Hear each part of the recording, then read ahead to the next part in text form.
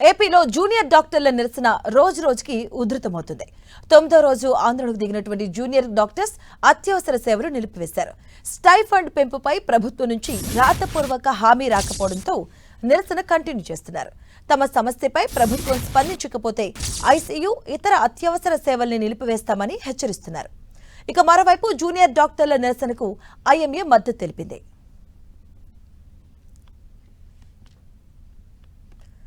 సమ్మెపై మరింత సమాచారం మా ప్రతినిధి జయరాజ్ అందిస్తారు.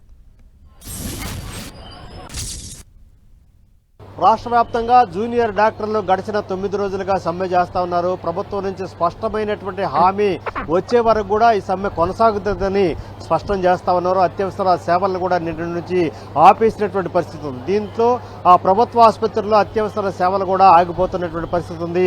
ప్రభుత్వం నుంచి స్పష్టమైన హామీ రాకపోతే సమ్మెని మరింత ఉధృతం చేస్తామని జూనియర్ డాక్టర్ల నాయకులు స్పష్టంగా పేర్కొంటున్నారు. ఇక్కడ మనతో మాట్లాడడానికి జూనియర్ డాక్టర్ల నాయకులు మన దగ్గర ఉన్నారు. ఏంటి ప్రధానమైనటువంటి డిమాండ్ పట్ల మీరు 9 రోజుల నుంచి సమ్మె చేస్తున్నారు? ప్రభుత్వం నుంచి ఎలాంటి స్పందన ఉంది? మాకు ప్రభుత్వం నుంచి ఇంతవరకు లిఖితపూర్వకంగానే ఎటువంటి స్పందన కానీ ఎటువంటి భరోసా కానీ రాలేదండి.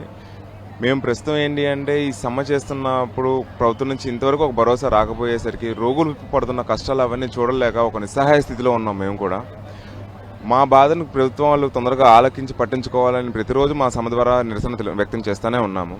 ప్రభుత్వం వైపు నుంచి అయితే ఇంతవరకు ఒక నిశ్చితమైన ఒక అందరికీ ఆమోదదాయకమైన ఒక పరిష్కారం మాత్రం మాకు దొరకడం లేదు. కాబట్టి మేము కోరుకునేది ఒకటే, ప్రభుత్వం తొందరగా మమ్మల్ని పట్టించుకోవాలి, మా బాధలను వినాలి, మా గోడులను పట్టించుకోవాలి. ప్రతిరోజు ఇక్కడ చూస్తున్నాము, నిన్నటి నుంచి ఎమర్జెన్సీ సర్వీసులు ఆపేసాం. అది ఎంతో బాధతో కూడుకున్నా సరే మేము తప్పనిసరి పరిస్థితుల్లో దాన్ని ఆపేసాం. ఒకవైపు పేషెంట్లు ఇబ్బందులు పడుతున్నారు, ఇంకోవైపు నుంచి మేము ఈ సమ్మె చేయగా ఆపలేని పరిస్థితి. ఎందుకంటే మమ్మల్ని పట్టించుకోవడానికి ఎవరు లేరు, ఎవరు రావడం లేదు.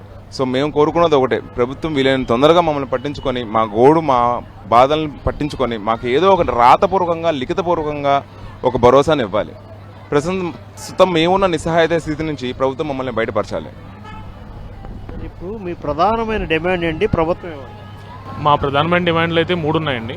ఒకటి స్టైఫండ్ హైక్ అనేది, మేము ప్రపోజ్ చేసిన హైక్ అయితే 30% హైక్ అనేది ప్రపోజ్ చేసాం.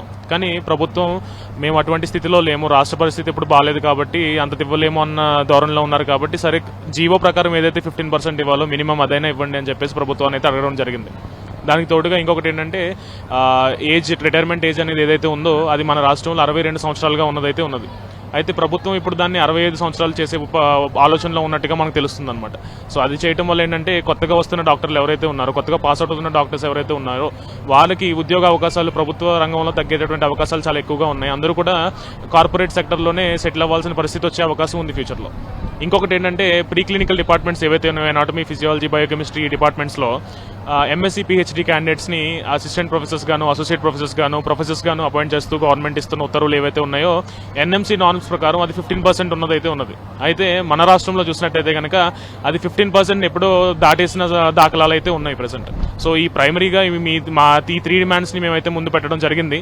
ప్రభుత్వం తరపు నుంచి ఈ 3 మా డిమాండ్స్కి కూడా సానుకూలంగా స్పందన రావాలని మేమైతే కోరుకుంటున్నాం. ఇప్పుడు ప్రభుత్వం మీరు 15% అడుగుతున్నారు.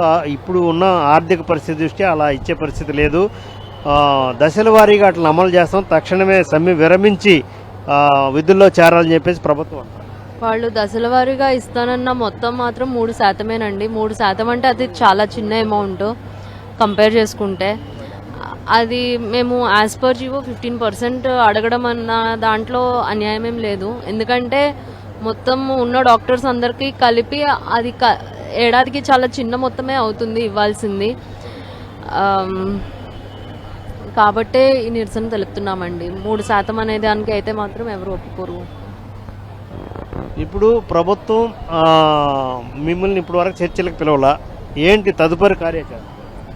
ప్రజెంట్ అయితే మేము ఫేజ్ 3 దాని మీదే నిలబడ్డామండి. ఫేజ్ 3 అంటే ఎమర్జెన్సీ సర్వీస్ని నిలిపివేయడం.